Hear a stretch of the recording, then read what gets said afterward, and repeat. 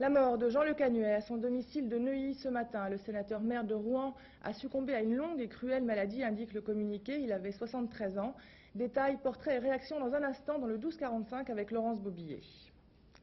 Législative, nous commençons aujourd'hui la diffusion de nos portraits de circonscription. Alors que la droite rêve du Grand Chelem à Paris, il y a pour l'instant 5 circonscriptions encore tenues par les socialistes, et parmi elles, la 9e, à l'est du 13e.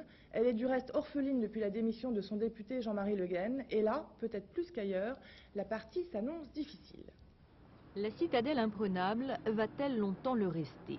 Le 13e populaire, à l'image de tout l'Est parisien, permettait jusqu'à présent aux députés socialistes d'avoir une place dans la capitale. Aujourd'hui, rien n'est moins sûr.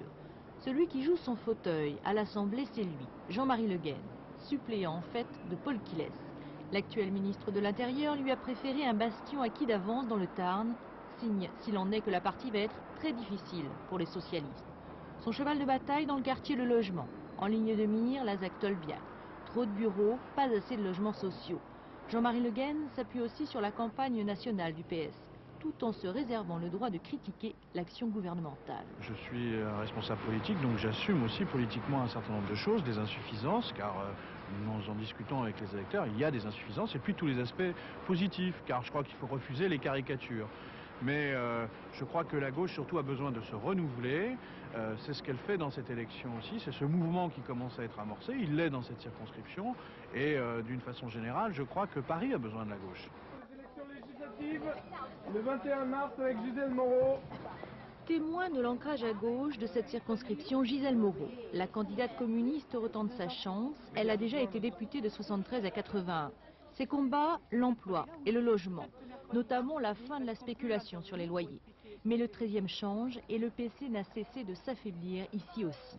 Les gens, disons, de catégorie moyenne, qui ont des loyers qui deviennent exorbitants, dans lesquels presque un salaire passe, qui n'ont pas la garantie de pouvoir rester à Paris, et sont des gens comme moi, attachés à Paris, beaucoup de gens se sentent menacés, pas seulement les plus modestes, et donc il y a un grand public, il y a beaucoup de gens qui ont intérêt à voter communiste, et je pense que nous progresserons à cette élection.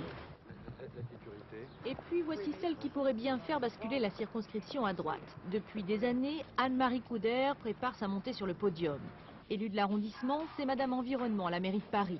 À coups de porte-à-porte ciblés et de poignées de main, elle et son équipe de militants parlent sécurité et chômage. Candidate malheureuse, face à Paul Quillès en 88, elle a préparé le terrain depuis. Pas beaucoup de cheveux. Je pense qu'en fin de compte, c'est beaucoup plus parce que nous sommes ici depuis longtemps et pour ma part, depuis 83, je suis élue municipale de cet arrondissement. Je crois que je travaille, j'essaie d'être au contact avec les gens. Évidemment, tout le monde n'est pas forcément de mon avis et ne partage pas forcément mes convictions politiques.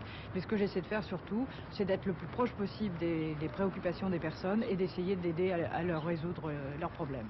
Mais l'inconnu pour départager tout le monde, c'est le vote écologiste. Et dans le quartier où l'urbanisme n'a pas laissé beaucoup de place à la verdure, personne ne se hasarde trop au pronostic. Le grand